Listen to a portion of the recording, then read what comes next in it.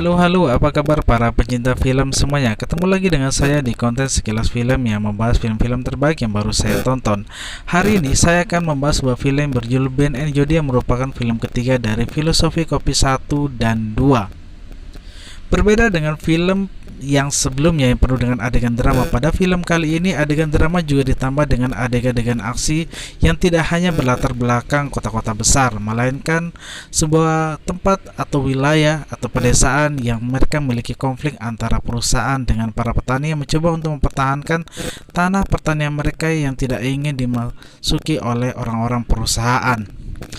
Melanjutkan pada film yang sebelumnya, kali ini Ben berada di pedesaan sedangkan Jody berada di perkuatan menjalankan filosofi kopi mereka yang mereka rintis sejak awal. Namun Ben harus menghadapi masalah ketika dia harus dipukul dan diculik oleh para komplotan perusahaan. Dia dianggap sebagai provokator yang memimpin perlawanan antara petani dengan perusahaan. Pada adegan lain, Jody yang menunggu Ben tidak kunjung muncul merasa gelisah. Padahal sebelumnya Ben berjanji akan datang ke filosofi kopi untuk pembukaan resto terbarunya. Melihat Jody yang gelisah, sang cinta pun menyarankan agar Jody mencari tahu keberadaan Ben yang berada di pedesaan. Tidak pakai lama, Jody berpikir, ia pun akhirnya mencari Ben menuju rumahnya. Tidak ada suara, hingga akhirnya Jody pun memutuskan untuk melaporkan kehilangan Ben. Sesaat setelah melaporkan kehilangan Ben, tiba-tiba ada orang asing yang masuk ke dalam mobil Jody. Orang tersebut tak lain adalah Pak Hasan yang merupakan bagian dari tokoh perlawanan melawan perusahaan. Pak Hasan mengatakan bahwa ia tahu apapun tentang Ben yang selama ini membantu masyarakat melawan perusahaan. Dia pun menyerahkan sebuah handphone milik Ben yang sempat terjatuh pada malam sebelum ia hilang diculik oleh para komplotan perusahaan.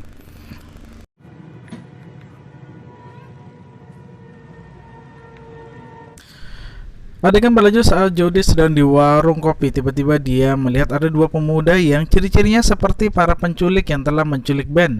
Dengan nekat, Jody pun mengikuti dua pemuda tersebut menggunakan mobil menuju ke sebuah hutan yang sangat gelap dan tidak ada penduduknya. Dengan hati-hati Jody mengikutinya, namun ternyata dia ketahuan oleh salah seorang pemuda. Ketika dia keluar dengan perlahan, Jody melakukan perlawanan melawan pemuda tersebut.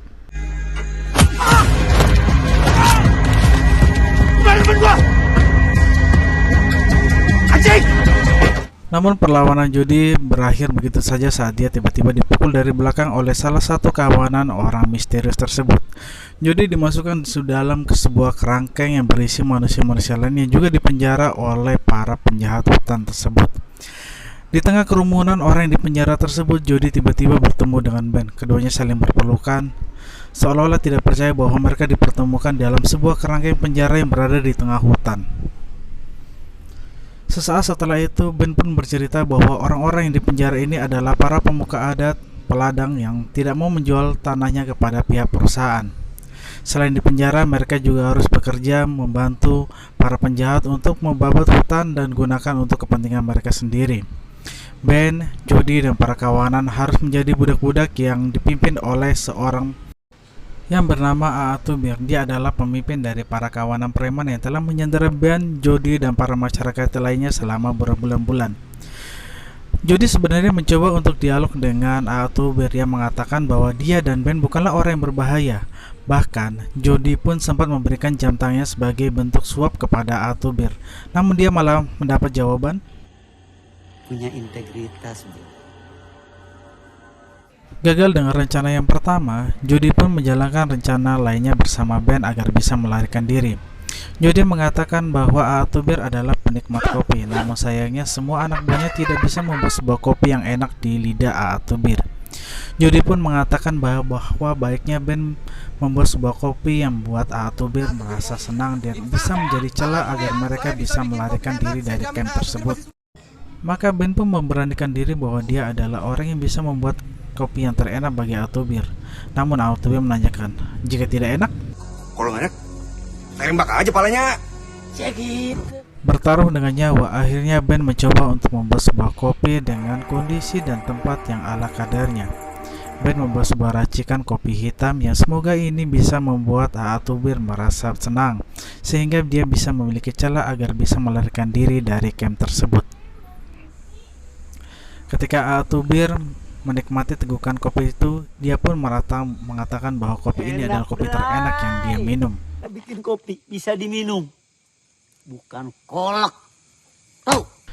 Setelah itu, Ben pun memberikan dua gelas kopi kepada para kawanan yang ada dalam penjara untuk menikmati kopi buatan dari Ben tersebut. Mereka menikmatinya dengan penuh rasa kekeluargaan yang sangat erat. Merasa rencana Jody berhasil, Ben tiba-tiba didatangi oleh Pak Hamid yang merupakan ketua pemuka adat wilayah setempat. Ia mengatakan bahwa jika ingin melarikan diri dari camp ini, baiknya dia mengikuti arah jalan yang telah ditulis oleh Pak Hamid menuju tempat tinggalnya yang tidak jauh dari hutan tersebut. Perencanaan pun dibuat oleh Pak Hamid beserta Ben dan Jody. Perencanaan untuk melarikan dari camp adalah sesuatu yang ideal jika dilakukan pada malam hari, di mana pada saat itu Atubir dan anak buahnya sedang asik menonton final bulu tangkis antara Indonesia melawan negara lain. Pada saat tersebut adalah waktu yang tepat untuk Ben dan Jody melarikan diri dari camp tersebut. Dengan langkah yang hati-hati, Ben dan Jody melewati pagar kawat berduri hingga akhirnya bisa masuk ke dalam hutan. Namun pelarian yang dilakukan oleh Ben dan Jody ini diketahui oleh salah seorang anak buah dari Atubir. Dengan alarm sebuah tembakan, akhirnya mereka pun mengetahui bahwa salah seorang sandera mereka telah melarikan diri. Akhirnya mereka pun diserbu dengan suara-suara tembakan dan senapan yang ada dalam hutan. Jody berhasil melukai salah seorang dari preman tersebut, sedangkan Jody sendiri mendapat luka berupa kayu yang menancap di salah satu bagian tubuhnya. Di tengah gelap dan hujan, akhirnya Ben bisa membawa Jody yang terluka ke dalam sebuah gua. Dengan rasa persaudaraan yang tinggi, akhirnya Ben mencoba untuk memaafkan Jody yang kian sekarat oleh luka yang ia dapatkan pada malam hari tersebut. Dengan langkah yang gontai, akhirnya Ben dan Jody sampai pada sebuah titik di mana dia menemukan sungai yang dikatakan oleh Pak Hamid tersebut. Dalam pelarian tersebut, tiba-tiba Ben merasa ada sosok-sosok misterius yang mengikuti mereka. Sosok-sosok misterius tersebut ternyata menggunakan panah, parang, dan senjata alat tajam yang siap untuk menerkam Ben dan Jody.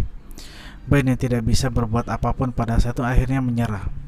Namun rupanya kawanan yang misterius tersebut adalah warga asli dari hutan tersebut yang akhirnya membantu Ben dan Jody menuju pemukiman mereka yang tidak jauh dari arah sungai tersebut. Ben dan Jody yang terluka dirawat oleh Maklis yang merupakan tetua dari masyarakat tersebut. Dia mendapat perawatan berupa ramuan-ramuan yang bisa membuat luka Jody agar segera sembuh. Sembari menunggu Jody siuman, Ben diintegrasi oleh para masyarakat yang ada di kampung tersebut. Mereka menanyakan dari mana mereka berasal dan bagaimana cara mereka sampai pada sungai tersebut. Rupanya kehadiran Ben dan Jody di desa tersebut menimbulkan konflik internal di antara mereka. Tambora yang mencurigai bahwa Ben dan Jody adalah bagian dari preman hutan membuat Jody merasa terprovokasi dan akhirnya mengintegrasi Ben secara kasar. Secara terbata-bata, Ben pun memberitahu bahwa mereka mengetahui tempat ini dari salah seorang dari masyarakat yang disandra dalam penjara camp tersebut yang bernama Pak Hamid. Jani tiba-tiba tersadar bahwa Pak Hamid sendiri adalah orang tua mereka yang telah hilang selama berbulan-bulan lamanya. Ternyata mereka masih hidup dan disekap di sebuah camp yang tidak jauh dari hutan tersebut. Akhirnya pada malam hari Jody tersadar dan siuman setelah ia mendapat perawatan dari luka-lukanya. Pada pagi hari Ben menjelaskan bahwa ia sekarang berada di sebuah pemukiman yang tidak jauh dari arah sungai, sebagaimana Pak Hamid memberikan peta petunjuk untuk melarikan diri dari camp tersebut. Setelah Jody tersadar, Tambora dan Rinjani meminta Ben dan Jody untuk mengantarkan mereka kembali ke camp kayu. Mereka hendak menyelamatkan Pak Hamid beserta masyarakat yang telah disandar oleh kawanan Atubir. Namun tiba-tiba mereka mendengar teriakan dari luar masyarakat yang berteriak bahwa ada orang tidak dikenal telah membakar lumbu pangan mereka. Masyarakat bertiga-tiga membawakan air agar lumbu pangan mereka segera tidak hangus terbakar oleh api. Rinjani dan Tambora bersama Jagung mencoba untuk menangkap orang tidak dikenal tersebut. Satu kali panah Rinjani berhasil menembus dada orang tidak dikenal tersebut. lapor polisi. Setelah kejadian penyerangan oleh orang tidak dikenal tersebut, Ben maupun Jody belum bisa memutuskan apakah mereka akan membantu Tambora dan Rinjani untuk membebaskan Pak Hamid dan teman-teman dari kamp kayu yang berada di bawah kekuasaan Atubir. Di sisi lain, Rinjani dan Tambora berusaha untuk memikirkan apakah mereka akan memaksa Ben dan Jody atau membiarkan Ben dan Jody untuk kembali ke rumahnya. Namun bagi saya pada scene ini terjadi dialog kemanusiaan yang sangat luar biasa. Karena di satu sisi ego mereka ingin kembali ke rumah, yakni Ben dan Jody. Satu sisi mereka ingin membantu Tambora dan Rinjani yang sedang kesusahan karena melawan orang-orang yang ingin menghancurkan rumah dan tanah mereka yang berada selama ini. Semua harus ada matematikanya. Ada angkanya. Sesaat Jody berpikir untuk tidak ikut kembali dengan Ben kembali ke rumah. Malah dia ingin berbalik membantu Tambora dan Rinjani untuk membebaskan Pak Hamid dan kawan-kawan dari kamp kayu yang dikuasai oleh Atubir. Kita rampok. Perdebatan antara Ben dan Jody di situ menjadi suatu hal yang menarik karena keduanya memiliki ego masing-masing yang menurut saya keduanya sama-sama benar. Namun akhirnya Jody memilih bahwa ia tetap bertahan di hutan tersebut membantu Tambora dan Rinjani karena dia merasa bahwa nyawanya yang telah diselamatkan oleh mereka adalah karunia yang tidak bisa dibayar dengan apapun juga. Namun akhirnya Ben dan Jody membantu Tambora dan Rinjani untuk menyusun rencana menyelamatkan Pak Hamid dan teman-teman yang berada di kamp kayu tersebut. Keduanya menyusun rencana dan jalan bagaimana mereka menyelamatkan anggota keluarga mereka yang selama ini disekap oleh Atubir dan teman-teman di kamp kayu. Operasi penyelamatan yang dilakukan pada pagi hari ini menyertakan para pemuda-pemuda saja. Bahkan Musang, anggota terkecil mereka, memaksa untuk ikut. Musang merupakan anggota yang cerdik yang bisa mencari celah untuk membantu Rinjani, Ben, dan Jody dalam melakukan operasi penyelamatan. Penyelamatan yang dilakukan pada tengah malam ini akhirnya sampai di camp pada tengah malam betul. Sesaat setelah mereka mengawasi, Ben merasa terkejut ternyata Pak Hasan adalah bagian dari anggota Atubir yang selama ini menyamar sebagai tokoh perlawanan melawan perusahaan. Singkat cerita, pada tengah malam mereka pun melakukan operasi penyelamatan. Di saat para anak buah Atubir terlelap, mereka memasuki camp dari Atubir. Mereka mendekati secara perlahan mobil untuk melakukan operasi penyelamatan agar bisa mengangkut Pak Hamid dan teman-teman. Pada momen ini terjadi pertemuan yang mengharukan antara Pak Hamid dan anak-anaknya. Sesegera mungkin mereka memasuki mobil dan mereka melarikan diri dari camp tersebut agar tidak dikejar oleh kelompok Atubir dan teman-teman. Pada adegan kali ini, penonton akan diperlihatkan sebuah pertarungan yang sangat menarik yang dilakukan oleh Atubir beserta pasukannya ketika melawan Tambora dan Rinjani. Pertarungan bela diri yang diperlihatkan pada adegan kali ini merupakan suatu tontonan yang sangat menarik bagi kalian para pecinta film laga. Bahkan di sini kita bisa melihat kemampuan Atubir, yakni Yayan Nurian, ketika melawan Tambora dan Rinjani. Tambora dan Rinjani yang memiliki kemampuan bela diri ini berdua melawan Atubir yang merupakan ahli bela diri silat. Pertarungan bela diri ini bahkan dibantu oleh salah satu teman Tambora dan Rinjani, yakni Jago. Namun Jago sendiri pun tidak mampu menghadapi seorang Atubir. Pertarungan 3 lawan 1 ini pun tidak bisa dimenangkan dengan mudah oleh mereka. Pertarungan ini sempat berada di atas angin ketika Jody berhasil menembakkan peluru di atas langit.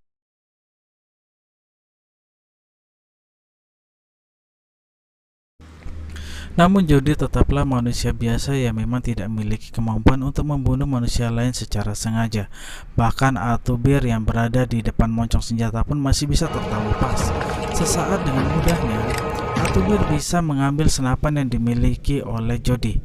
Dia pun mengarahkan senjata ke arah Jody, namun tiba-tiba tembakan mengenai salah satu badan Atubir. Ben yang berada di belakang berhasil menembakkan satu butir pelurunya. Namun ia pun tertembak oleh salah seorang dari kawanan Atubir yang tak lain adalah Pak Hasan yang masih di sekitar camp tersebut. Pak Hasan dengan congkaknya bahwa dia adalah pemenang dari segalanya akhirnya tertusuk oleh sebuah pisau yang ditusukkan oleh Jody menuju perutnya.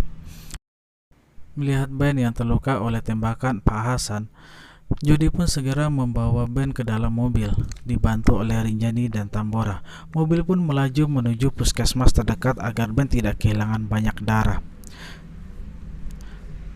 Dalam perjalanan ini mereka pun masih harus menghadapi serangan yang dilakukan oleh anak buah Atubir yang masih salah